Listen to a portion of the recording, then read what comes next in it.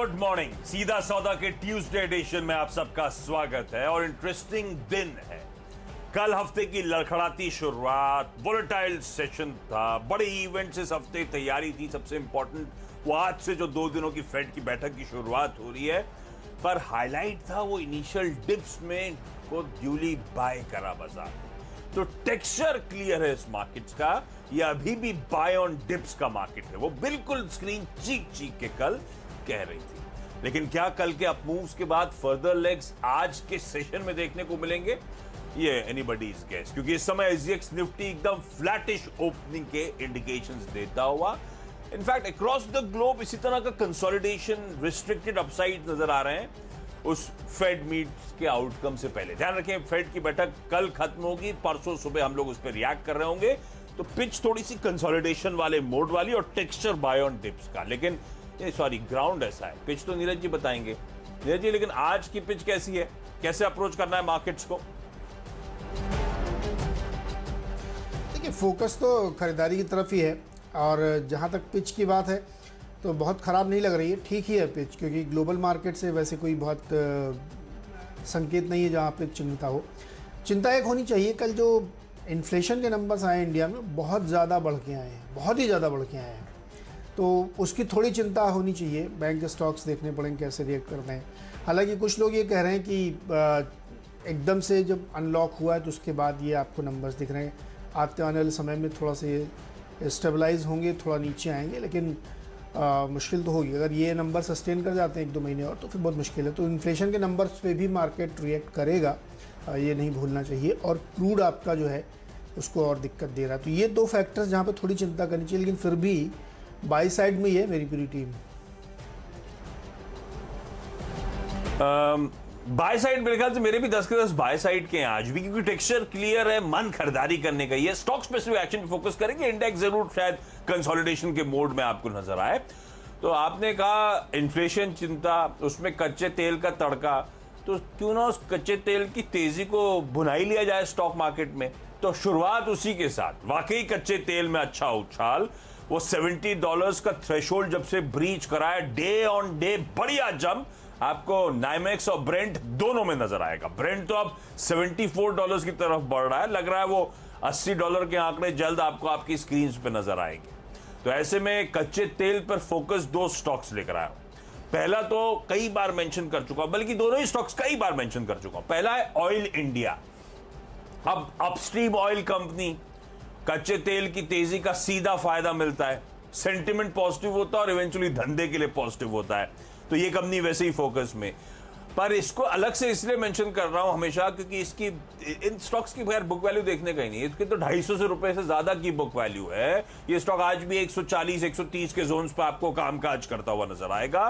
तो वो वैल्यूएशंस का कंफर्ट है, तगड़ी डिविडेंड यील्ड है 7% के आसपास की इस समय ऑयल इंडिया की, और अपने पीयर से कहीं सस्ता आज भी ट्रेड करता है। अब ओएनजीसी बड़ी कंपनी, मेरे ख्याल से इससे 8-10 गुना बड़ी कंपनी, तो खैर जस्टिफाइड भी है प्रीमियम वैल्यूएशन, लेकिन फिर भी ध्यान रखिए ओएनजीसी 15 टाइम्स 16 टाइम्स पी के सामने ऑयल इंडिया आज भी 4-4.5 टाइम्स पी पे ट्रेड, तो कंफर्ट देता है। खबरों में है स्पेस, मुझे लगता है ऑयल इंडिया में खरीदारी। दूसरा स्टॉक जो कई बार मेंशन कर चुका हूं वो है द्वारिकेश शुगर। अब कच्चे तेल में उछाल, मुझे लगता है हमेशा वो इथेनॉल प्ले को और तूल देता हुआ नजर आएगा, क्योंकि ब्लेंडिंग पे थ्रस्ट है। आपको याद होगा पिछली बार भी मेंशन करा था, पिछली बार मैं खुद भी सरप्राइज है इसकी रैली को देखकर। पिछली बार कुछ दिन पहले, लास्ट वीक था नहीं मैं, उससे पहले वाले वीक में जब मेंशन करा था, ये स्टॉक 55 के लेवल्स पे था और आज देखिए 75 के लेवल्स पे खड़ा हुआ है। इस तरह की तेजी द्वारिकेश शुगर बनाता हुआ आपको नजर आएगा। बढ़िया थी, इसीलिए मेंशन कर रहा था बार बार।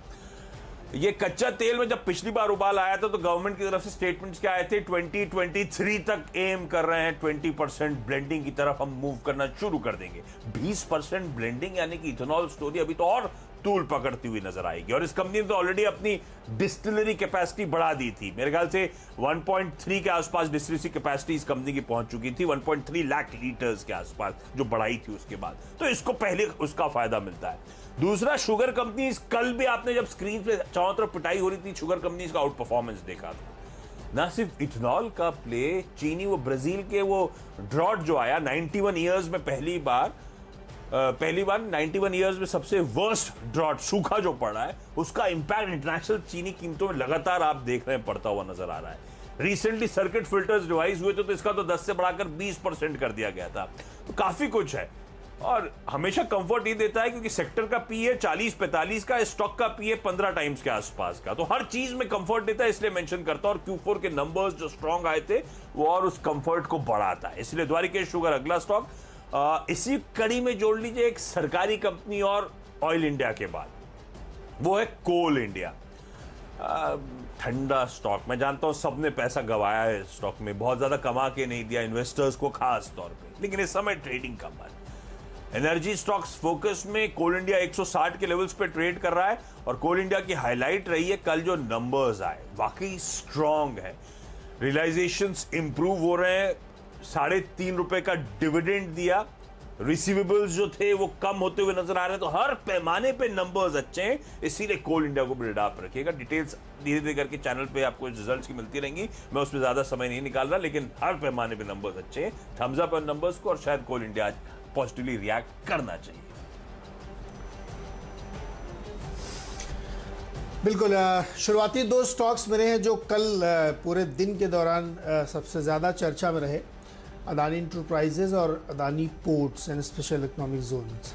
ये दोनों स्टॉक में खरीदारी की सलाह। देखिए, कल अभी सुबह खबर भी बता रहे थे यतिन कि क्लैरिफिकेशन न सिर्फ NSDL की तरफ से है, कंपनी की तरफ से है, उन तीनों फंड की तरफ से भी है, सबने ये क्लैरिफिकेशन दिया कि अकाउंट फ्रीज नहीं हुए हैं।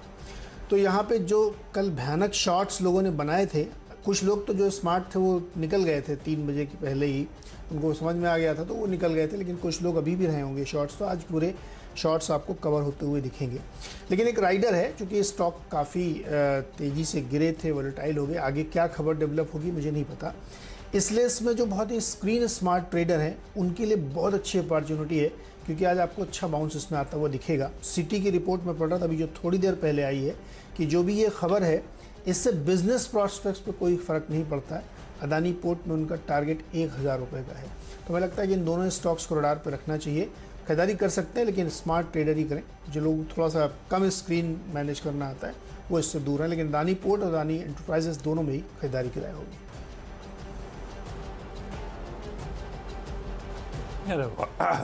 तो दोनों में खरीदारी, हाँ आज फिर वॉलेटाइल रह सकते हैं, लेकिन आज फोकस बनाएंगे कल की उस वैल्यू इरोजन के बाद खास तौर पे। हालांकि इंट्राडे में रिकवरी अच्छी आई थी, लेकिन आज भी नीरज जी कह रहे हैं स्किल ट्रेडर्स के लिए खरीदारी करने के मौके। 3 बार बता चुका हूं मैं, ऑयल इंडिया, द्वारिकेश शुगर कच्चे तेल के प्लेस थे मेरे, कोल इंडिया अच्छे नंबर्स पे था, और कल एक और स्टॉक रडार पे था, वो था जेंसार टेक्नोलॉजीज। एक और आवाज की एक्सक्लूसिव खबर जो कंफर्म आपको स्क्रीन पे होती हुई नजर आई जब वो लार्ज ट्रेड्स हुए। मरीना होल्ड को जो है उसने कल 2.5 करोड़ शेयर्स बेचे थे, 295 पे वो सेल किया गया था, स्टॉक दबाव में आया था, 6-7% की कमजोरी के साथ इवेंचुअली क्लोज हुआ क्योंकि इस तरह का लार्ज ट्रेड हो रहा था। लेकिन जो रिपोर्टेड चंक्स बाय करे गए, मार्की इन्वेस्टर्स चेक इन हो रहे हैं। गोल्डमैन सैक्स ने तगड़ी खरीदारी करी, DSP mutual fund, Nippon India mutual fund, इन सब की बाइंग होती हुई नजर आई। तो वो प्लेयर एग्जिट हो रहा था, तो मार्की इन्वेस्टर्स चेक इन हो रहे थे कल के दबाव के बाद। और आईटी का परफॉर्मेंस के देखते हुए मुझे लगता है जेंसार में थोड़ा सा इनिशियल ट्रेड पर रुकिएगा, उसके बाद जेंसार में अगर स्ट्रेंथ नजर आती है तो मुझे लगता है एंट्री पाने के मौके होंगे। ये स्टॉक शायद कल के प्रेशर, कल के पेन के बाद बाउंस बैक करता हुआ आपको नजर आएगा। अगला स्टॉक एक और रिजल्ट्स रिलेटेड, जैसे कोल इंडिया मेंशन कर रहा था, लेकिन छोटी कंपनी साउथ इंडिया की इंफ्रा प्ले, रैम की इंफ्रा, इसके नंबर्स भी बड़े अच्छे आए। इसके नंबर्स क्विकली बता देता हूं, चाहे साल दर साल देखें, क्यू ऑन क्यू देखें, नंबर्स में दम है और हाईलाइट है ऑपरेशनल परफॉर्मेंस और प्रॉफिटेबिलिटी। 86 करोड़ रुपीस का प्रॉफिट हुआ है, पिछले साल 175 करोड़ का घाटा हुआ था। ये 85 करोड़ का प्रॉफिट कंपेयर कर लीजिए पिछले क्वार्टर से, तब भी 48 करोड़ रुपीस का प्रॉफिट हुआ था, तो ऑलमोस्ट वहां से भी बहुत तगड़ा इंप्रूवमेंट है। तो रैम की इंफ्रा में वो बॉटम लाइन हाईलाइट है, ऑपरेशनल परफॉर्मेंस जो इंप्रूव हुई वो हाईलाइट है, और उसके दम पर शायद ये स्टॉक अच्छी मजबूती दिखाए, इसीलिए खरीदारी करने का कॉल। अगले 3 स्टॉक्स मेरे जो चीनी वाले हैं उस पर फोकस किया है। कल उत्तम शुगर के रिजल्ट्स आए थे, उस पर ध्यान रखिए। 28% की ग्रोथ आमदनी में देखने को मिली और ये बढ़ के 557 करोड़ रुपए पे आया है। और मुनाफा 137-38% बढ़ के करीब 28 करोड़ पहुंच गया है। तो ये क्वार्टर ऑन क्वार्टर अगर आप रिजल्ट देखेंगे तो बहुत ही ज़बरदस्त रिजल्ट यहाँ पे पेश किए और चीनी कंपनियों के लिए बहुत सारे मल्टीपल ट्रिगर्स है जहाँ पे तेज़ी देखने को मिल रही है। विश्वराज शुगर एक और कंपनी है, इसके भी आप नतीजे देखिए। जो साल इन्होंने क्लोज किया है 426 करोड़ का इन्होंने रेवेन्यू दिखाया है और घाटे से कंपनी मुनाफे में आ गई है। तो तमाम चीनी कंपनियां जो Q3 से Q4 के बीच में रिजल्ट्स पेश करें वो इंडिकेट करें कि आगे का इनका वक्त बहुत ही बढ़िया होने वाला है और उसमें एक ज़बरदस्त तेज़ी का माहौल देखने को मिल रहा है। इसके अलावा फिर वो मोलेसेस, एथेनॉल, मिथेनॉल, तमाम सारी स्टोरीज इसके साथ जुड़ी हुई हैं। लेकिन कोर बिजनेस अगर आप देखें कि शुगर के प्राइसेस ऊपर है और दुनिया भर में जो प्राइसेस लंदन से जहाँ से डिक्टेट होते हैं वो प्राइसेस लगातार दिन, हफ्ते, महीने, 3 महीने, 6 महीने, चाहे जिस पैरामीटर पे आप देखें प्राइसेस लगातार बढ़ते हुए दिख रहे हैं। तो यहाँ पे खरीदारी की सलाह होगी 170 के टारगेट। और पुन्नी शुगर इरोड एक और कंपनी है चीनी की, इसमें भी खरीदारी की सलाह होगी और इसमें टारगेट जो है यहाँ पे रख के चलना चाहिए, क्योंकि मुझे लगता है कि आज चीनी शेयर फिर से एक बार सेक्टर ऑफ द डे बन सकता है। ओके, डिपेंडेबल की बारी नीरज जी मेरे, और डिपेंडेबल के तौर पे एक रियल एस्टेट प्ले है शोभा लिमिटेड। 550 के हाईज थे, अब 500 ऑड लेवल्स पर कामकाज करता हुआ।